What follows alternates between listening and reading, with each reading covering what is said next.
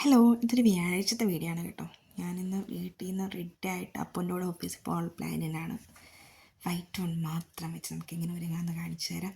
ഫൗണ്ടേഷനോ സൺസ്ക്രീമോ അങ്ങനെ ഒന്നുമില്ല. ഈ ഒരു ക്രീം മാത്രം അതിങ്ങനെ തേച്ച് പിടിപ്പിച്ച് ഇങ്ങനെ മുഖത്തൊക്കെ തേച്ച് പിടിപ്പിച്ച് പൊട്ടിയടിക്കുന്നത് വെച്ച് കഴിഞ്ഞാൽ നമുക്ക് പെട്ടെന്ന് റെഡിയാവാം. ഒരു ഗ്ലോ കിട്ടും, അത്രേ ഉള്ളൂ. അല്ലാണ്ട് ഞാനങ്ങനെ മുഖത്ത് ഫൗണ്ടേഷനോ ക്രീംസോ അങ്ങനെ ഒത്തിരിയൊന്നും ഉപയോഗിക്കത്തില്ല നല്ല ഉപയോഗിക്കാറില്ല.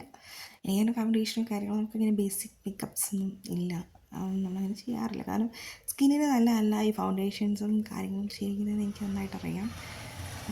പിന്നെ എനിക്കങ്ങനെ കോസ്മെറ്റിക് സാധനങ്ങൾ ഒത്തിരി മുഖത്ത് തേക്കുന്നതിനോട് വലിയ അഭിപ്രായമില്ല. കാരണം വേറൊന്നുമല്ല, ഞാനിതെങ്കിൽ മുഖത്ത് തേച്ച് കഴിഞ്ഞാൽ ഇതൊക്കെ പെട്ടെന്ന് ഒലിച്ച് വരും, അതുകൊണ്ടാണ്. പിന്നെ ലിപ്സ്റ്റിക്ക് മുഖ്യം വരില്ലേ എന്ന് പറഞ്ഞാൽ ലിപ്സ്റ്റിക്ക് ഇടും. പിന്നെ ഞാൻ പിരികൊന്നും ചെയ്യാറില്ലായിരുന്നു, ഇപ്പം ചെയ്യാറുണ്ട്. എന്താണ് ഡാസ്ലറിൻ്റെ ഐലൈനർ അറിയാത്ത ആരല്ലേ ഉള്ളത്? വർഷങ്ങളായിട്ട് ഡാസ്ലർ ഐലൈനറിൻ്റെ ഒരു ഐലൈനർ കൊണ്ടാണ് എൻ്റെ ജീവിതം മുന്നോട്ട് പോകുന്നത്. നല്ല ഡ്രസ്സ് ഇട്ടില്ലെങ്കിൽ കാര്യമില്ല, കണ്ണെഴുതി പിടിപ്പിക്കാതെ ഞാൻ പുറത്ത് പോകത്തില്ല എന്ന് പറയും. ഇപ്പം എൻ്റെ മുഖം കണ്ട് ഞാൻ പൊട്ടിയടിച്ച പോലെ ഉണ്ട്. വേറൊന്നുമല്ല, ഒറ്റ ക്രീമാണ് ഇത്രയാക്കിയത്. അവിടെ മാത്രം ഇച്ചിരി കൂടിപ്പോയി. നമ്മളിങ്ങനെ തിരിച്ചും മറിച്ചും ക്യാമറ വെച്ചിട്ടൊക്കെ നോക്കുമ്പോൾ അത്ര താഴെയുടെ അവിടെ ഭയങ്കരമായിട്ട് ക്രീം ഇരിക്കുന്ന പോലൊരു ഫീല്. പിന്നെ ഞാൻ ഐലൈനർ വെച്ച് കണ്ണൊക്കെ എഴുതി. ഇപ്പോൾ ഒന്നുകൊണ്ട് കണ്ണ് മീഴ്ച്ചില്ലേ, താഴെയും കൂടെ എഴുതി കഴിഞ്ഞാൽ ഉണ്ടൊക്കെ ഉണ്ടാവും എൻ്റെ കണ്ണ്. ഞാൻ ചെയ്തില്ല. ഇത് ക്യാമറയെ നോക്കണോ അതോ കണ്ണാടിയെ നോക്കണോ എന്നുള്ള കൺഫ്യൂഷനിലാണ് ഞാനിപ്പം നിൽക്കുന്നത്. എന്നിട്ട് നന്നായിട്ട് നമ്മുടെ മുടിയൊക്കെ നനഞ്ഞ മുടി കേട്ടോ, നനഞ്ഞ മുടി ചീകരുത്, ആരും ചീകരുത്. പക്ഷേ ഇപ്പം സാഹചര്യത്തെ ചീക്കിയേ പറ്റത്തുള്ളൂ. ചെയ്യുന്നത് എന്താണെന്ന് വെച്ച് കഴിഞ്ഞാൽ പെട്ടെന്ന് പോകണം, അതുകൊണ്ടാണ് ഞാൻ ഡ്രയറൊന്നും യൂസ് ചെയ്ത് ഹെയർ ഉണക്കാറില്ല. വേറെ ഒന്നും കൊണ്ടല്ല, മുടി മൊത്തം പോകും. ഒന്നാമത്തെ തലയിൽ 4-3 മുടികളെന്ന് പറഞ്ഞ അവസ്ഥയിലാണ്. ഇപ്പം കണ്ടോ എന്താ സിമ്പിൾ, കണ്ണെഴുതുക, ഒരു ക്രീം ഇടുക, പൊട്ടുവിടുക.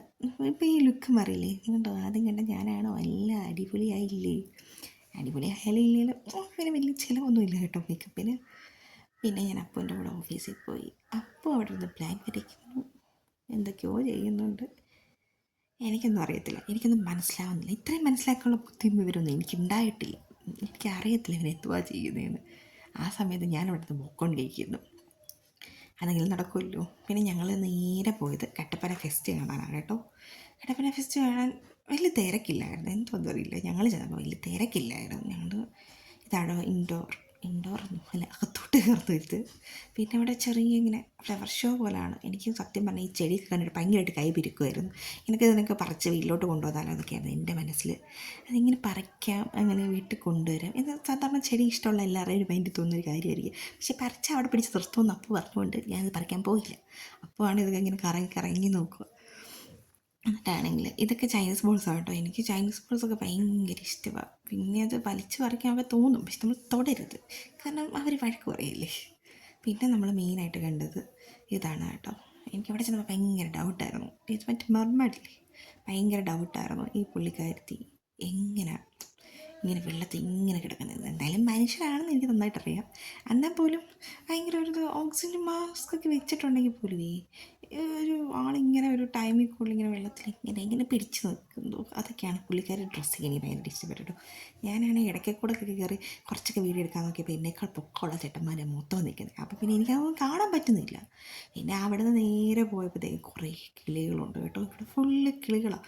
പാമ്പിനെയൊക്കെ പിടിച്ചവരെ അങ്ങനെ കിടക്കുന്ന ഓരോരുത്തരൊക്കെ ഇടുന്നു. ഞാൻ പിന്നെ ഓടി, പാമ്പിനെ കാണുന്നത് എനിക്ക് പേടിയായതുകൊണ്ട് ഞാൻ ഇറങ്ങി ഓടി. പക്ഷേ എനിക്ക് അവിടെ ഏറ്റവും ഇഷ്ടപ്പെട്ടത് ഇതിനെയാണ് കേട്ടോ. ആൾ ഭയങ്കരമായിട്ട് ആക്റ്റീവ് അല്ലാണ്ട് മര്യാദയ്ക്ക് ഇരിക്കുമായിരുന്നു. അതിപ്പോൾ അതിൻ്റെ സൈഡിൽ ആരുമില്ല, ഞങ്ങൾ 2 പേര് അതിനെ ചെന്ന് നോക്കിയപ്പോൾ അവനങ്ങ് മെയിനാവുക. ഭയങ്കര സർക്കസുകളെയും കാര്യങ്ങളും ഒക്കെ ആയിരുന്നു കേട്ടോ കക്ഷി. ഭയങ്കരമായിട്ടങ്ങ് വേറെ നിങ്ങളെന്നെ കണ്ടോളൂ എന്നൊക്കെ പറഞ്ഞിട്ട്. പിന്നെ ആ കിളികളൊക്കെ പറഞ്ഞു പോയത് ഞാനവിടെ തൊട്ടിട്ടാണ് കേട്ടോ. പിന്നെ ആണെങ്കിൽ കുറേ സീറ്റ്സും കാര്യങ്ങളൊക്കെ ഉണ്ടായിരുന്നു, നമ്മളതൊക്കെ മേടിച്ചില്ല. പിന്നെ കുറേ പോപ്കോൺ ഇതൊക്കെ ഉണ്ടായിരുന്നു. അതൊക്കെ ഇങ്ങനെ ചെറിയ ചെറിയ അലുപോലത്തെ സാധനമൊക്കെ മേടിച്ചു. ഇവിടുത്തെ തൊട്ടിയൊക്കെ ചേർത്താട്ടോ. പിന്നെ അതിലും വലിയ കോമഡി, നമ്മുടെ നെടുങ്കണ്ടത്ത് നമ്മുടെ വീടിൻ്റെ ഫ്രണ്ട് ഫെസ്റ്റ് ഉണ്ടായിട്ടാണ് നമ്മൾ ഈ കട്ടപ്പന വരെ ഫെസ്റ്റ് കാണാൻ പോയത്. നെടുങ്കണ്ട ഫെസ്റ്റ് എന്തായാലും നമ്മൾ കാണാൻ പോകും, അതിൻ്റെ അപ്ഡേഷൻ ഞാൻ എന്തായാലും വീഡിയോ ആയിട്ടിടും. പിന്നെ ഇത്ര നേരമൊക്കെ അവിടെ നിന്ന് ഞാൻ അപ്പോൾ ആണെങ്കിൽ തിരിച്ച് പോകുന്നു. ഇതായിരുന്നു ഇന്നത്തെ ദിവസത്തെ കാര്യം.